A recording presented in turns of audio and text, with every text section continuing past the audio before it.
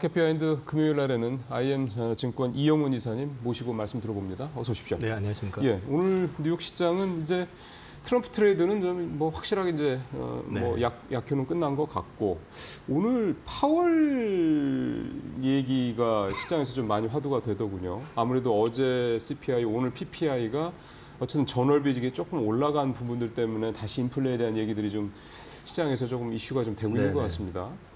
일단 이제 금리 인하의 경로 자체를 좀 늦출 수도 있다라는 뉘앙스로 얘기를 한 게 있고 사실 이제 12월 금리 인하의 기대감 이런 것들이 또 시장에는 어느 정도 반영이 되고 있었기 때문에 그렇죠. 그 반작용이 좀 이때 시장에서 이제 나타난 것 같고요. 그리고 또 파월 얘기를 가만히 들어보면은 임기 다 마치겠다. 그러니까 자기 어떤 그 방향은 그대로 가겠다라고 얘기를 하면서도 또 이제 그 물가 그러니까 물가 상승률과 관련돼 있는 부분에 대해서는 좀 룸을 좀 두겠다라는 얘기를 한 걸 봐서는 경우에 따라서는 트럼프 당선자하고 또 합을 맞춰볼 의향도 있다라는 뉘앙스도 좀 있는 것 같거든요.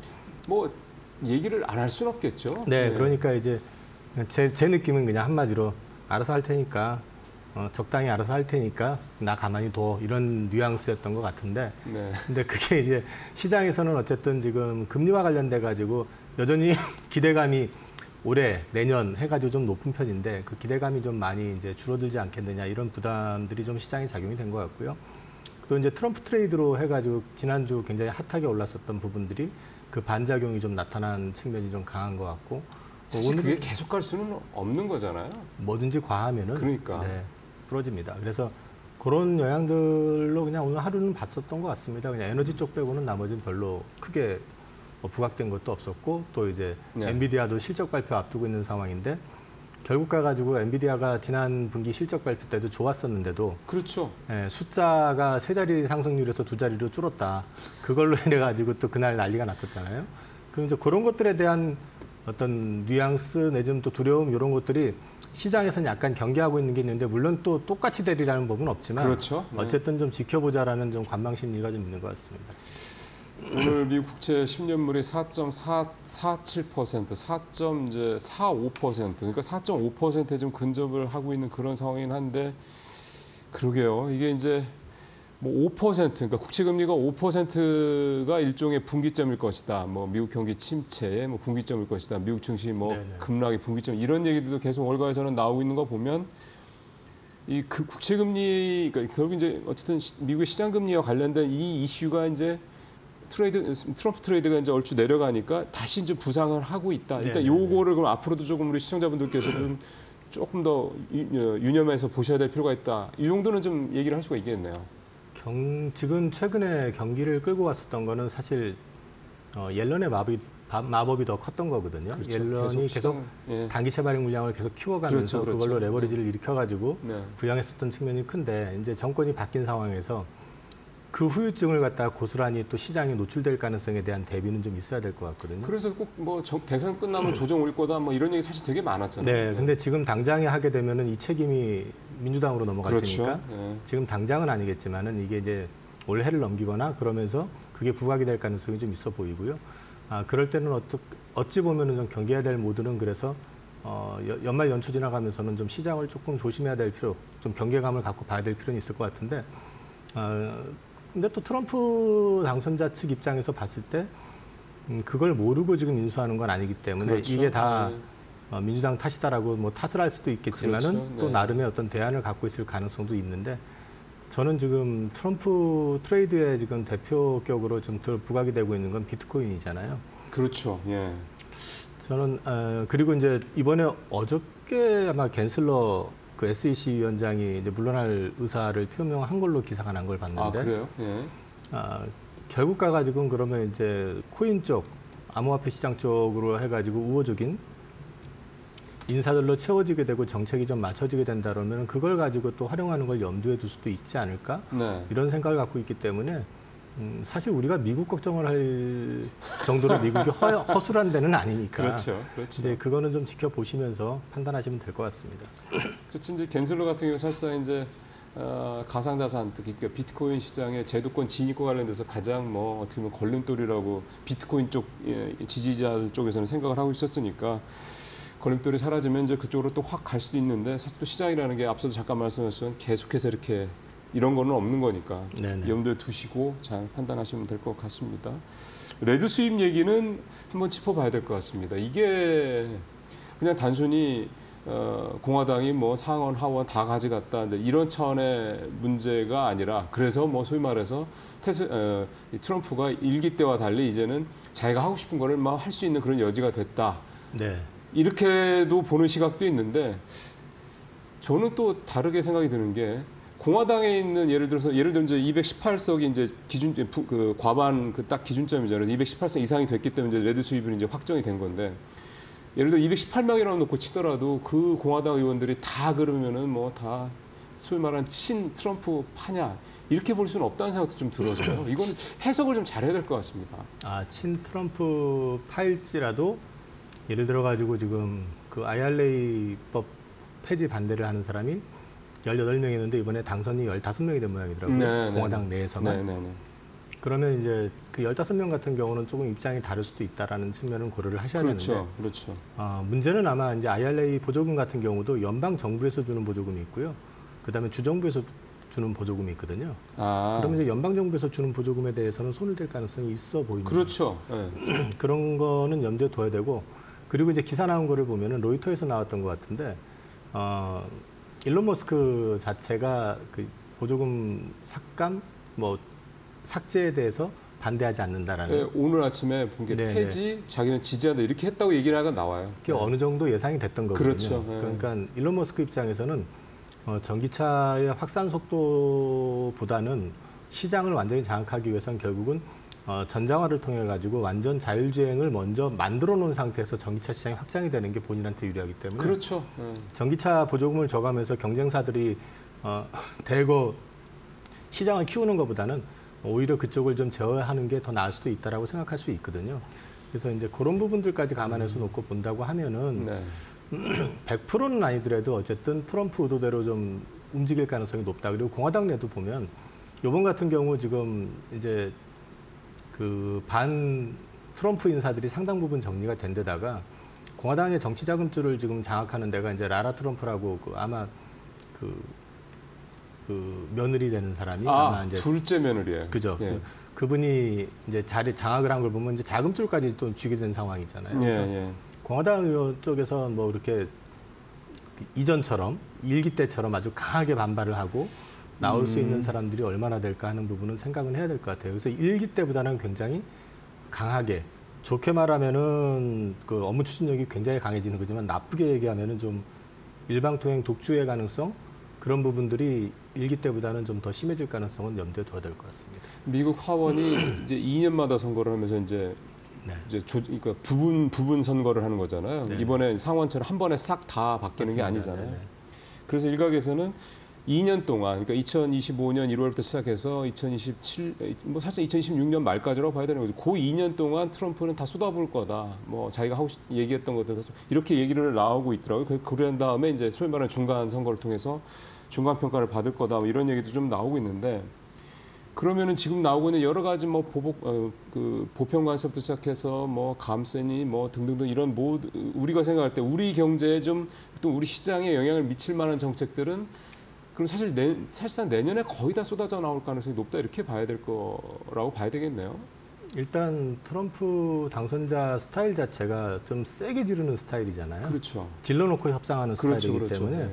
그 말을 액면대로 뭐 다 받아들일 것까지는 아니겠지만 일단 자신이 그 강하게 얘기했던 부분들에 대해서는 어떤 식이든 보여주기 위한 제스처는 취할 가능성이 높다라고 봐야 될 것 같고요. 예.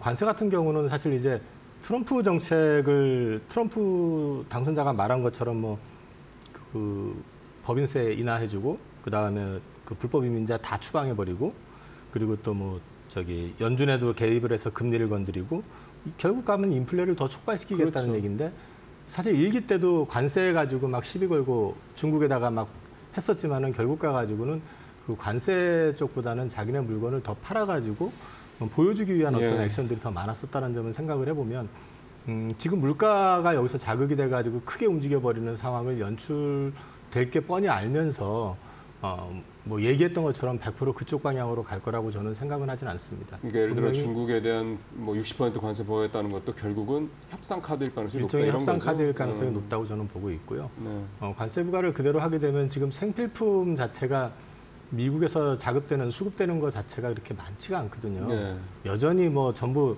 미국으로 들어와 가지고 온쇼어 해가지고 뭐 공장에서 돌리라고 한다고 해도 그게 들어왔을 때 생산되는 생산 단가 문제도 있고 하기 때문에 전부 되지는 않을 거기 때문에 그런 걸 다 감안해서 본다 그러면 다분히 이제 자신이 네. 뭔가 협상을 통해서 큰 걸 얻어냈다라는 걸 좀 과시하기 위한 그런 측면이 좀 있을 것 같다라는 생각을 하고 있고요.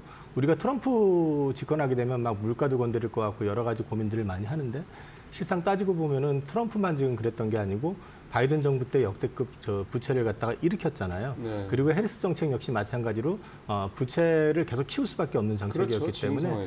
어차피 미국의 방향은 대통령이 누가 됐느냐만 달라진 거고 어느 쪽에 투자하는 거냐만 달라졌기 때문에 그 부분에 대해서 너무 우리가 과민하게 바라볼 필요는 없을 것 같습니다. 이게 지금 질문을 사실은 이게 같은 질문이라고 봐야 될 것 같습니다. 환율 문제도 그렇고 2차 전지 쪽에 요즘에 반도체도 그렇고 특히 주가가 최근에 우리가 이제 삼성전자만 계속 뭐 주가 물론 삼성전자 4만대로 내려오긴 했습니다만 하이닉스도 굉장히 많이 떨어졌고요. 2차 전지주들 대부분 다 많이 떨어지고 있는 그런 상황인데 이제 환율하고 이제 이 문제를 같이 좀 봐야 된다고 생각하는 게 이게 이제 환율도 지금 상당히 좀 약간 과도하게 반응하는 게 아니냐. 그러니까 미국의 뭐 달러가 강세를 보이는 거는 사실은 불가피하긴 한데 그에 비해도 우리가 원화 가치가 너무 많이 떨어지는 게 아니냐는 얘기도 되는 거고 그다음에 반도체주도 그렇고 2차 전지도 그렇고 이것도 좀 우리가 지금 이사님 좀 전에 말씀하셨던 것처럼 협상 카드일 가능성이 높다라고들 보시는데도 불구하고 지금 시장에서는 주가가 너무 많이 빠지는 게 아니냐 이런 생각이 좀 들어서요. 과도하게 우리 이렇게 우려를 한다라고 좀 봐야 되는 부분이지 않습니까? 이 정도면. 근데 이제 트럼프 리스크에 가장 직격탄을 맞을 수밖에 없는 게 한국의 현실인 것 같아요. 좀 뭐하게 말씀을 좀 드리면은 코가 꿰인 거죠. 그게 그러니까 이유는 2차 전지 쪽만 하더라도 네. 사실상 중국을 제외하고 2차 전지를 갖다가 양산할 수 있는 국가는 대한민국밖에 없다고 없잖아요. 했는데 네. 바이든 행정부가 소위 말해서 보조금 줄 테니까 우리나라에서 생산해. 그렇게 하면은 뭐 보조금 주고 뭐 해가면서 더 많이 팔게 해주겠다라는 이제 어떤 일종의 유인책, 당근책을 제시한 거에 베팅을 한 거잖아요. 그렇죠. 근데 그 베팅 규모가 지나치게 과하다 보니까 이 투자는 이미 이루어진 상태가 돼버리니까 트럼프 입장에서는 빼지도 못하잖아요. 베팅하는 그러면. 네. 그러니까 이미 들어와 있는데 협상하기 딱 좋죠. 쥐고 흔들기 딱 좋은 상황이 된 거죠. 그래서 지나놓고 보면은 좀 이제 들어가더라도 좀 단계적으로 좀 밟아서 들어갔어야 되는 거 아니냐 하는 좀 아쉬움도 좀 있고 또 한 가지 이제 반도체 같은 경우는 이제 트럼프 당선자 입장이 워낙에 반도체는 다 부자, 그 회사들은 다 부자네 하면서 TSMC를 겨냥했던 거 우리 기술 다 빼갔다부터 시작해가지고 네. 보조금 안 줘도 돼 이런 식으로 세게 나가니까 일단은 세게 나가니까 할 것 같거든요. 네. 그리고 트럼프 당선자도 자기가 해왔었던 일기 때 했었던 걸 다시 하고 싶거든요. 그 인프라 투자 계속해가지고 늘리고 그렇죠, 싶고 그렇죠. 그렇게 되면은 사실 그거를 갖다 인프라 투자와 관련됐던 보조금을 삭감해버리고 만들어낸 게 IRA잖아요. 네. 그러니까 또 반대로 뒤집으려고 하는 시도는 분명히 있을 거죠. 그럼 그 노이즈 리스크에 그대로 다 노출이 됐는데 하필이면 대한민국의 그 주력 산업 두 개가 지금 그대로 고스란히 노출이 된 거죠, 사실은. 그래서 이제 그 데미지를 많이 받는 거고 환율 관련해 가지고는 이전에는 우리가 좀 심한 거 아니냐라는 생각을 좀 할 수도 있었지만 지금 같은 경우는 사실 지금 엔화를 보시면 다시 156까지 올라왔어요. 그렇더라고요. 그 엔화가 156까지 올라오고 또 이제 만약에 관세를 가지고 이제 중국에 시비를 건다 그러면 중국 위안화 역시 마찬가지로 또 마찬가지로 할 거란 말이에요. 그러면 이건 우리가 제어할 수 있는 건 아닌 것 그런 같아요. 거죠. 네. 그러니까 우리는 이제 그 과하게 쏠리지만 않게끔 그 관리를 해 나가는 수밖에 없는 거지. 우리 힘으로 어떻게 지금 할 수 있는 상황은 아니다. 이 원달러 특히 이제 환율 관련해 가지고 그 외국 투자자들 베팅하는 쪽에서 좀 우리 당국이 구두 개입 경고도 하고 얘기를 했는데도 불구하고 저렇게 나가는 이유를 몇 가지를 좀 보면은 외환보 유액이 지금 아마 3개월, 4개월 연속 계속 해가지고 감소했던 게 몇 번 안 되거든요. 그렇죠. 근데 이제 우리가 지금 최근에 그런 상황이 온 데다가 이게 금액이 지금 11월 달에 지금 4,132억 달러까지 떨어졌습니다. 네. 그럼 이게 이게 주가도 그렇고 모든 게 그렇지만 이게 앞자리 숫자가 바뀌면 이게 또 센티에 또 그거는 충격을 줄 수가 있어요. 그러면은 이거를 또 변화했을 경우에 또 시장이 받아들이는 게 달라질 수도 있겠다라는, 그렇기 때문에 함부로 개입을 못할 거다라는 생각도 또 하고 있는 거고. 그리고 또 한 가지는 지금 우리나라 지금 보시면 미장으로 투자하시는 분들도 많지만 그거 외에도 앞서 말씀드린 것처럼 자, 2차 전지 미국 가가지고 투자한 금액이 얼마고 칩스법 적용 받으려고 삼성전자 하이닉스 미국에 투자하는 금액, 해외 투자 금액이 엄청나게 늘었잖아요. 그렇죠. 그러면 들어오는 것보다 나가는 비율이 훨씬 더 많았었기 때문에 달러 수요가 이제 맞습니다. 컸다 이거 환율 많아졌다 이거죠. 자체가 네. 보완율이 되는 그림은 어쩔 수 없는 환경이 아니었겠나 싶습니다. 그리고 저도 아침에 보고 좀 살짝 짜증이 났다고 해야 되나 뭐 모르겠는데, 자기네 엔화나 관리자라지 노무라에서 그 원 달러를 갖다 1,500원까지 또 얘기를 해놨더라고요. 지금 사실 제가 볼 때는 원화도 원화지만 엔화도 만만치 않은데 그 근거 자체가 이제 결국 가가지고 강달러가 이렇게 쉽게 꺼지지는 않을 거다라고 좀 예상을 하고 있는 거니까 우리는 이제 그런 부분들은 어쩔 수 없이 지난달에 그랬었나요? 그 추경호 장관께서 최상목 경제부총리 그 뉴노멀에 대한 말씀을 하셨잖아요. 그런 부분들은 어쩔 수 없이 받아들여야 되는 거 아닌가? 사실은 그것도 맞는 말씀이고, 그러니까 그 뉴노멀을 얘기를 했던 그 근거 중에 하나가 좀 전에 말씀하셨던 우리 외환 보유액이라는 게 자칫하면 숫자가 앞자리가 바뀔 수도 있는 위기감을 정부가 분명히 갖고 있을 텐데, 만약에 이제 이를테면 여론이나 이런 것들 때문에 환율 떨어지는데 뭐 하고 있냐 당국이 이런 식으로 어떤 그런 어떤 여론 때문에 뭐 구두갭이 아니라 실제 이제 자금 투입을 했다가 뭐 3자로 떨어지고 그러면 그거에 따른 후폭풍을 또 감당할 자신이 없겠죠.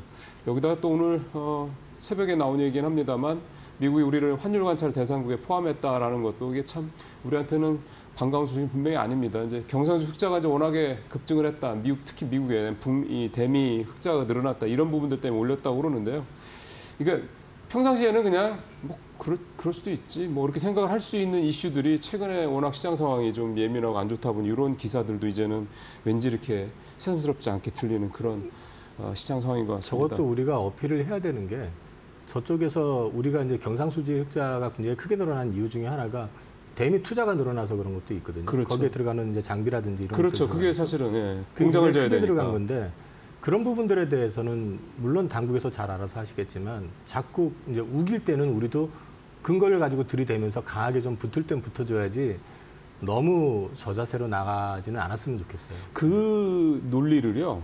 트럼프가 이제 취임을 하면 우리가 굉장히 적극적으로 써야 된다는 얘기를 그 통상 전문가들이 얘기를 하더라고요. 그러니까 그 유명희 전 이를테면 이제 트럼프 일기 때 그 FTA 그 재협상 때 이제 수석을 맡았었잖아요. 수석 이제 대표였죠. 그 유명희 전 본부장 같은 경우도 하는 딱 얘기가 어차피 트럼프는 딜메이커이기 때문에 뭔가 우리도 근거를 가지고 뭐 그래 받을게 대신 니네도 이거 해줘 이런 식으로 나가지 않으면 계속 물려 들어갈 수밖에 없을 거다. 그러니까 소극적인 것보다는 적극적 능동적으로 대처하는 게 낫다 이런 얘기를 하는 거를 우리 통상 당국에서도 잘 수용을 했으면 좋겠다는 생각이 듭니다. 시간이 이제 많지는 않은데 이제 주말이니까요. 이번 주 한 주 이렇게 또 고생하신 우리 투자자분들 다음 주에 좀 어떤 마음으로 좀 시장을 좀 보셔야 될지 조언을 좀 하시면서 해주시면 오늘 우선 마무리를 좀 하는 게 적절할 것 같습니다. 저는 뭐 계속 좀 불확실한 상황이 지속되고 있는 상황이기 때문에 사실 요즘은 출연해가지고 별로 드릴 말씀이 없어요. 이게 무슨 말씀이냐면 제가 이제 삼성전자가 전환점을 제공하거나 강하게 어떤 변화의 쇄신을 이제 안을 보여주면서 삼성전자의 하방을 일단 제어를 좀 해줘야 될 측면이 분명히 있는데 여전히 지금 조용하잖아요. 근데 이제 삼성전자만의 문제는 분명히 아니에요. 반도체 자체의 산업의 문제도 있고 여러 가지 지금 변수들이 부딪히긴 했지만은 그럼에도 불구하고 삼성전자 주식을 저렇게 계속해서 팔아대는 거는 물론 이제 저 주식을 팔아가지고 TSMC로 갈 수도 있는 거고 또 저걸 팔아서 국채로 갈 수도 있고 여러 가지가 있겠지만은 지금 일단 삼성전자의 어떤 글로벌 리더십 그 상실에 대한 그런 부분들에 대해서 시장이 원하는 부분들을 좀 강하게 좀 보여줄 필요가 있을 것 같다라는 그런 게 좀 보이거나 아니면은 이제 정책 당국에서 좀 강하게 시장을 압박할 수 있는 요인. 이를테면은 저는 이제 증시부양책을 당장 내놓으라 이게 아니라 증시를 좀 부양할 수 있는 강한 어떤 힘을 보여줄 수 있는 게 있다고 저는 보거든요. 수급적인 측면에서 그렇죠. 말씀하시는 거예요? 과거에 코로나 팬데믹 때도 증한기금, 증한펀드라고 해가지고 이제 채권하고 주식. 근데 실제로 집행을 안 했잖아요. 그러니까 이제 이런 거 할 거야. 이렇게 보여줘야 된다는 거죠? 하방 수요를 강하게 딱 견인해주는 그런 그림도 좀 필요할 수도 있다라는 생각도 해봤고, 그리고 이제 그걸 떠나가지고 근본적인 변화, 그거는 결국 가가지고 소액주주들의 어떤 주주 권익을 보호해주고 대주주의 전횡을 막을 수 있는 정책에 대한 부분들, 그리고 또 주주 환원과 관련된 부분들을 진정성 있게 무슨 뭐 권유 이런 쪽이 아니라 좀 강제할 수 있는 방안을 동시에 좀 같이 만들어 놓을 필요도 있다. 그래서 이게 단기적으로는 시장에 큰 영향을 주지 않더라도 중장기적으로 봤을 때 시장의 저변을 좀 일으킬 수 있는 그런 부분들을 만들어줬으면 좋겠다는 생각을 좀 해보고 있습니다. 어제 그런 차원에서 본다면 어제 민주당에서 당론으로 상법 개정안 채택을 한 것들이 뭔가 어쨌든 그런 변화를 가져올 수도 있겠다. 이렇게 생각할 수도 있겠네요. 일단 민주당이 하자 해가지고 되는 건 아니니까요. 물론이죠. 정부 여당 쪽에서도 마찬가지로 서로 이거를 야당에서 냈으니까 난 반대야 또는 여당에서 하자니까 반대야 이렇게 가는 것보다는 국가 경제를 먼저 고려를 하셔가지고 좀 진정성 있게 서로 대화를 좀 나누시면서 큰 그림을 좀 잡아주셨으면 좋겠습니다. 예, 사실 장이 좀 계속 안 좋다 보니까 이제 정치권도 그렇고 정부에서도 그렇고 이제 계속 이제 시장에 대한 안정이 필요하다 이런 얘기들을 하고 있고요. 근데 좀 이사님 말씀하신 대로 뭔가 이제 구체적인 액션, 그러니까 시장을 좀 받쳐줄 수 있는 액션이 이제 이걸 개인 투자자들한테만 떠맡기지 말고 좀 나서줘야 되는 필요성도 분명히 있고요. 이제 계속해서 말씀을 드리는 거지만 우리 그 금투세 때도 항상 그런 얘기를 했잖아요. 이거 시행되면 시장 죽는다 그런 얘기를 했던 거지 않습니까? 그러니까 시장에 뭐가 필요한지, 우리 시장이 선진화되기 위해서 뭐가 필요한지, 그게 상법 개정이 됐든 뭐가 됐든 간에 그런 부분에 대해서 좀 지금 우리가 이제 근본적으로 고민을 해야 될 시기가 분명히 좀 온 것 같다는 생각 저도 좀 드네요. 우리 이사님 말씀 잘 들었습니다. 네, 맞습니다.